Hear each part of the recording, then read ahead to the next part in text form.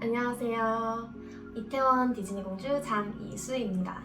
저는 현재 이화여대 국제학부 17학번에 재학 중이고요. 커뮤니케이션 미디어학을 복수 전공하고 있는 마음 많은 새내기인 안무나이트입니다.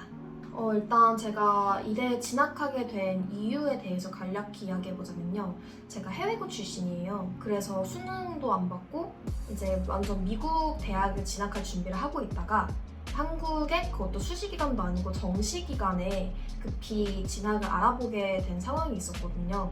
그런데 이제 많은 분들께서 아시다시피 저처럼 이민자가 아닌 유학생의 경우는 지원할 수 있는 케이스가 되게 몇 가지 없어요.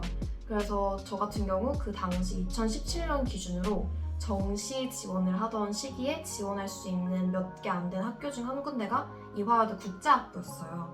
근데 또 국제학부가 뭘까? 완전 모르는 상태에서 한번 찾아보니까 되게 여러 가지 분야를 한 과에서 배울 수 있는 기회처럼 보이기도 했고, 일단 많은 분들께서 공감하실 수도 있겠는데 되게 중요한 게 생각보다 제가 모국어가 한국어일지언정 영어로 되게 긴 시간 동안 공부를 하다 보면은 한국어로 하는 공부가 다시 익숙해지기가 굉장히 어렵거든요. 근데 이화여대 국제학부가 딱 커리큘럼이 올 영어라고 해서 이거다. 이거면 그래도 내가 조금 진학을 하게 됐을 때 그 학생들 사이에서 덜 바보가 될 수 있지 않을까 하는 마음에서 진학을 한번 도전해보게 되었습니다. 이화여대 국제학부에 대해서 간략하게 소개를 해보자면, 일단 제가 학과에 대해서 전문적인 지식이 조금 짧은 편이어서 한번 학교 홈페이지를 참고해볼게요. 공식 홈페이지에 의하면 국제학부는 모든 강의를 영어로 진행하며, 중요한 포인트죠. 제가 이것 때문에 지원한 것도 없지 않습니까요. 국내 최초의 영어 전용 학부 교육 프로그램으로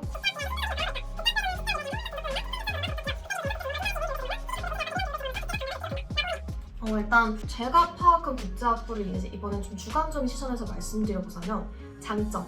일단 아까도 간략하게 말씀드렸듯이 되게 다루고 있는 분야가 굉장히 넓어요. 약간 국제적인 시각에서 바라본 법, 경영, 경제, 통계, 정치, 국제관계, 역사 등등 이렇게 많은 것들 한 과에서 전공 수업을 배울 수 있다 보니까 이제 저처럼 좀 막 한 분야만 파고 싶어 하지 않는 사람들을 위해 굉장히 좋은 과인 것 같아요. 하지만 여기서 이제 따라오는 단점이라면 단점인 부분은 아무래도 이제 여러 가지 분야를 한 번에 다루는 과인 만큼 그 하나하나의 각각 분야를 깊숙이 파고들기가 조금 어렵더라고요. 그래서 많은 분들이 복수 전공을 택하는 이유도 아마 이런 부분 때문이 아닐까라고 저는 개인적으로 추측해봅니다. 그리고 또 이건 살짝 현실적인 단점이긴 한데, 아무래도 여러 가지 분야의 전문가이신 교수님들을 막 분야마다 여러 분 모셔오기엔 조금 한계가 있다 보니까, 만약에 이번 학기에 이 교수님의 수업이 안 열렸다 하면은 그 상태로 딱 그 분야는 안 열리는 경우가 굉장히 많이 일어난대요. 예를 들어서 이제 저 같은 경우는 정말 뼛속까지 수포자여가지고 정말 그 숫자가 등장하는 과목들을 아예 제 머릿속에서 지워버렸어요. 많은 분들이 경제는 수학이 아니다라고 하시지만, 지금 방금 말씀드렸듯 수학 그 숫자가 등장하는 순간 수학 관련이라고 생각하기 때문에 경제 쪽도 도전을 못하고, 통계 안 되죠. 절대 안 되죠. 그래서 그렇게 다 몇 가지 빼다 보면 남는 루트가 역사, 이제 정치 그쪽인데, 이번 학기에 역사 교수님께서 수업을 아예 안 여셨다. 그러면은 그냥 제가 들을 역사 수업은 아무것도 없는 거예요. 근데 예를 들어 지금처럼 제가 막 학기에 그런 현상이 일어난다. 그럼 이제 울며 겨자 먹기로 제가 정말 다른 분들의 학점을 깔아드릴 거라고 아주 단언코 자신있게 말씀드릴 수 있는 경제 수업 이런 걸 듣게 되는 그런 불상사가 일어나기도 합니다. 하지만 그것은 저처럼 한 길만 파온 사람에게만 해당되는 케이스일 수도 있기 때문에 그렇게 큰 치명적인 단점은 아닌 것 같긴 해요. 네, 절대 급히 치는 쉴드 아닙니다. 다음 질문으로 넘어가기 전에 또 국제학부의 아주 미약한 단점이라면 단점이라고 할 수 있는 부분이, 여러 가지 넓은 분야가 있다는 것은 좋게 보면 어떤 루트를 선택해도 이상하지 않다는 점이에요. 예를 들어 국제학부랑 커뮤니케이션 미디어를 복수 전공해도 어울리고, 국제학부랑 식품 영양 쪽을 같이 전공을 해도 어울리고, 국제학 경영, 국제학 정치 이런 쪽 정말 많이 하고, 그래서 아무래도 국제학부를 주전공을 삼다 보면 함께 공부할 수 있는 학문이나 제가 이제 커리어를 선택하는 데 있어서의 그런 옵션이 굉장히 넓어져요. 대신 이제 나의 길을 내가 딱 이걸로 가겠다라고 플랜을 세우지 않는다면 살짝 모호해질 수 있습니다. 아무래도 조금 추상적인 과로 보일 수도 있어서 좀 그런 부분에 있어서는 본인이 본인에 대해서 제대로 된 플랜을 조금 세워야 하지 않나 하는 그런 생각이 있는데, 그게 아마 조금 나는 이렇게 정해진 틀을 따라서 딱 가는 게 좋다 하시는 분들께는 살짝 단점으로 작용할 수도 있을 것 같아요.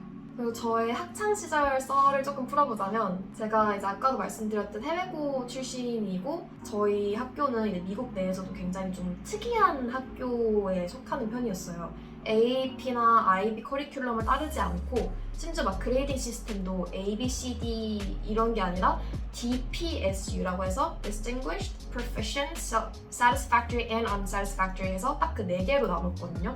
이것 때문에 나중에 성적표 막 변환하고 막 이런 것 때문에 좀 고생을 했는데, 아무튼 그런 거 말고도 이제 막 좀 졸업 요건에 굉장히 특이한 게 많았어요. 팀 스포츠를 무조건 해야 한다든지, 아니면은 막 매 학기마다 웰네스 수업을 꼭 들어야 한다든지, 또 졸업하려면 요가 수업을 꼭 한 번씩 들어야 한다든지, 그리고 막 이런 것들이 있었고, 또 매 학년마다 굉장히 큰 프로젝트들을 하나씩 줬거든요.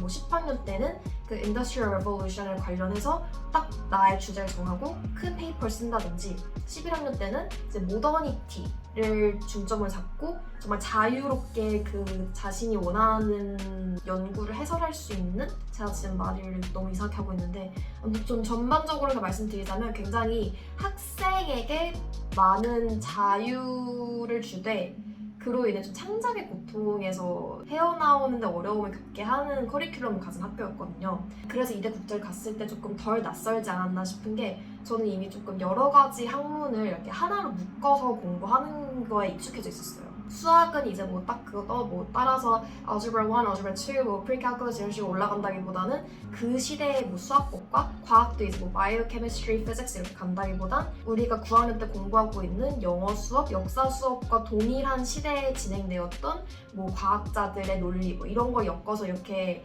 시대별로 학년 커리큘럼이 바뀌었다고 해야 되나? 좀 그런 특이한 학교였어가지고 이게 저희 학교 PR을 하려던 건 아니었는데 아무튼 설명을 잘 간략하게 해드리려다 보니까 좀 이렇게 됐네요. 그 안에서 저는 이제 굉장히 자유롭게 생활을 한 편이에요. 미국에서 학교를 다닌다고 해서 꼭 항상 막 뛰어놀고 이런 게 아니라는 건 아마 많이들 아실 거예요. 하지만 저는 이제 좀 그런 활동 같은 거에 한번 맛을 들이니까 헤어나지 못하겠더라고요.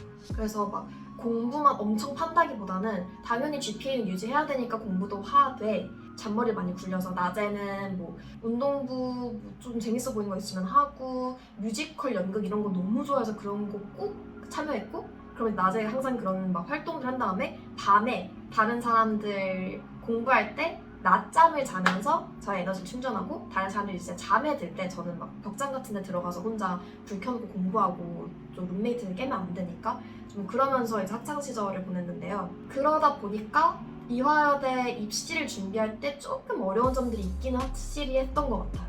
입시를 저는 혼자서 준비를 했거든요. 약간 그 컨설팅? 그런 것도 막 무료 컨설팅, 뭐 정말 큰 틀에 대해서 막 설명해주고, 뭐 이런 학교에 이런 전형이 있어요, 이런 거 설명해주시는 거, 그런 것만 좀 막 제발로 찾아다니고, 막 자기소개서 뭐 포트폴리오 이런 거를 그냥 제가 혼자 준비를 해야 됐었어요. 그러다 보니까 미국 시스템이랑도 너무 다르고, 또 제가 너무 한국 학교에서 딱 뽑고 싶은 인재처럼 보이는 그런 백그라운드가 없었던 거죠. SAT도 슈퍼스코어를 안 하면은 전후 점수가 굉장히 차이가 큰 편이었는데, 한국에서는 슈퍼스코어를 안 해버리니까 시험 성적에서도 완전 이렇게 경쟁률이 떨어지고, 학점이야 그냥 그때 오레이 받았지만 그래도 솔직히 그게 여기 들어올 때는 크게 메리트가 없는 것 같더라고요. 그래서 저는 입시를 할 때 제가 조금 남들과 차별점을 어디에서 줄 수 있을까에 대해서 고민을 많이 했던 것 같아요. 일단 미국 대학교에 제가 지원을 어쨌든 했었고, 그때 받은 합격 레터들이 있으니까 그거를 다 이렇게 챙겨가지고 기타 서류에 딱 부착했어요. 그래서 나는 뭐 여기 이 학교에서 장학금을 받았다, 혹은 그때 당시에 제가 이대 들어오기 전에 뉴욕대학교 그 NYU를 잠깐 재학을 했었는데, 그때 당시 뭐 활동했던 것들이나 아니면 그때 그 당시 받았던 뭐 입학 증서 외 기타 등등 좀 나의 가치를 보여줄 수 있을 것 같다 하는 서류들, 그런 것들 이제 죄다 묶어서 한 카테고리를 묶은 다음 그 기타 서류에 이렇게 딱 넣어버릴 거죠. 입학서 가가지고 조금 고생 좀 했어요. 너무 서류가 또 막 정해졌더라고요, 개수가. 근데 일단 저는 내세울 게 막 딱딱딱 점수보다는 이렇게 좀 자질구레한 게 많았기 때문에 여러 가지를 이제 한 카테고리를 묶어버려가지고 일단 때려 넣었습니다. 그리고 뭐 고등학교 때 이제 아무래도 활동을 많이 했었으니까 그런 것들에 대한 활동 증서를 이제 고등학교 막 선생님들한테 하나하나 연락드려서 증서로 받아냈어요. 왜냐면은 활동을 했는데 사실상 그게 서류로 증명되는 게 아니잖아요. 그래서 일단 저는 서류를 제가 만든 셈이죠. 어쨌든 그래도 효력은 있을 법한. 그리고 뭐 제가 중국어 수업 같은 경우 그 당시 고등학교 친구들이랑 살짝 그 레벨이 조금 다르다고 선생님들께서 판단을 하셔서 저는 1대1로 수업을 썼거든요. 이제 그런 것까지 제가 나는 고등학교 때 막 인디펜던트 스터디라고 해서 나만의 수업 커리큘럼을 조금 개설을 했었다 하는 식으로, 뭐 틀린 말은 아니니까요. 그때 그 당시 지도 선생님 사인이랑 그런 거 다 받아가지고 그렇게 여러 가지 확인 증서도 기타 서류의 일부로 딱 첨부를 했습니다. 그리고 뭐 그림 그렸던 거 다 합쳐서 포트폴리오 하나로 또 그것도 첨부를 하고, 그런 식으로 되게 제가 어쨌든 고등학교 때 나의 성장에 좀 일조를 했다라고 생각했던 모든 것들을 최대한 서류화를 시켜서 최대한 다 많이 제출했어요. 실제로 면접 때도 면접관님들이 그런 거에 대해서 물어보셨던 기억은 나요. 막 이것도 했고 저것도 했고 저것도 했고 많이 했었네요, 블라블라 기타 등등. 사실 뻥이고 그때 머리가 하얘가지고 기억은 잘 안 나요. 근데 어쨌든 언급은 하셨었어요. 결론은 다들 그 서류를 보신다는 점. 그런 식으로 서류 준비를 했었고, 면접은 사실 정말 그냥 실전 투입이었어요. 미국에서 봤던 딱 그 캐주얼한 완전 커피숍 면접이 아니라 완전 수험표를 뽑는 면접은 그때가 처음이자 마지막이었고, 정말 감사하게도 합격을 했습니다. 면접 같은 경우는 제가 아무래도 입시 전문이 아니라서 말씀드리기 좀 조심스럽지만, 저처럼 이렇게 그 전날 비행기에서 내린 다음 아침에 정말 눈곱도 못 떼고 이렇게 그냥 잠 대충 깨면서 심지어 목감기까지 걸려서 막 기침 나고 장난 아니었거든요. 그런 상태로 면접을 급히 보아도 내가 나 자신에 대한 이해도와 왜 이 학교에 지원하고 싶은지 이거에 대한 이해도만 있다면 여러분, 기적은 언제나 일어날 수 있습니다. 앞으로의 목표에 대해서 말씀을 드리자면 조금 어려운 게, 제가 긴 듯 짧은 듯한 인터뷰 영상을 잠깐 보셨다면 다들 조금 파악을 하실 수도 있겠지만, 제가 좀 막 딱 하나를 선택하는 거에 특출난 사람이 아니에요. 결정장애까지는 아니지만 좀 이런 막 좋아하는 게 너무 많다 보니까 이쪽으로 나의 커리어를 쌓아야겠다 하는 그런 큰 결심을 한 번에 딱 못 내리는 스타일이어서, 국제학부랑 커뮤니케이션 미디어학 둘 다 굉장히 큰 풀이었어서 좋은 점은 많은 걸 배워볼 수 있었지만, 이제 진로를 선택할 때가 되니까 아직까지 저는 잘 모르겠더라고요. 그래서 일단 큰 추상적인 저의 목표는 아무래도 이대 국제 타이틀을 걸고 굉장히 많은 일을 해내신 선배님들이 많이 계시잖아요. 뭐 오벤져스의 그 수현님도 계시고, 이번에 최초 하버드 로스쿨 합격하신 분도 계셨고, 기타 등등 굉장히 과 직속 선배분들께서 많은 업적을 이뤄주셨기 때문에 아무래도 거기에 조금이라도 이렇게 막 살짝 플러스 알파라도 하면 했지 누를 끼치면 안 되진 않을까. 그 정도의 이제 소시민이지만 이대 국제의 이름에 그래도 먹칠은 하지 않는 글로벌 인재로 자라나는 것, 너무 가식적이었나요? 일단 진로적으로는 잘 모르겠지만 정말 가장 솔직한 저의 현재 꿈을 말씀드리자면, 제가 소고기를 먹고 싶을 때 언제든 망설이지 않고 소고기를 사 먹을 수 있는 사람이 되는 것 정도입니다. 일단 이화여대 국제학부 17학번의 시각에서 바라본 이대 국제학부 소개, 이대 국제 장단점, 그리고 이제 이대 국제 입학하기까지의 저의 고군분투를 살짝 언급한 저의 뭐 입시 과정, 그리고 TMI 학창 시절과 일단 제가 누구인지에 대한 소개까지 간략하게만 맞춰봤고요. 제가 입시를 정말 다른 사람들처럼 정석으로 했다기보단 야매 한 스푼까지 더한 좀 그런 비전문적인 입시였어서 이 영상의 도움이 솔직히 될지는 모르겠어요. 하지만 그래도 이화여대 국제학부엔 이렇게 저 같은 사람을 포함한 아주 다양한 사람들이 모인다는 점, 그리고 여러분의 꿈을 이루는 데 있어 가장 많은 옵션을 제공해줄 학부 중 하나라는 점. 네, 제가 사실 이런 거 잘 못해서 그렇다는 점 알아주시고요. 이대 국제 좋습니다. 멋있는 분들도 많고요. 저는 그럼 이쯤에서 그만 퇴장해보겠습니다. 여러분, 우리 모두 이화여대 국제학부 하세요.